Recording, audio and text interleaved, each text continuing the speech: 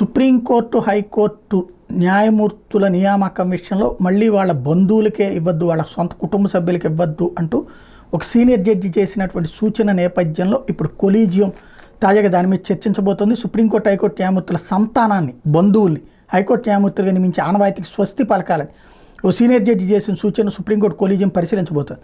దీన్ని ప్రస్తుత న్యాయమూర్తులతో పాటు మాజీ న్యాయమూర్తుల వారసులకు వర్తింపజేయాలన్నారు. ఈ ప్రతిపాదన కనుక ఆమోదం పొందితే న్యాయమూర్తుల నియామకంలో వారసత్వం కన్నా ప్రతిభదే పైచేయవుతుంది. అదే సమయంలో కేవలం రక్త సంబంధం, బంధుత్వం కారణంగా ప్రతిభావంతులైన వారసుని అనర్హులుగా ప్రకటించకూడదని సీనియర్ న్యాయమూర్తి సూచించారు. దీన్ని నివారించడానికి తగు జాగ్రత్త తీసుకోవాల్సి ఉంటుంది.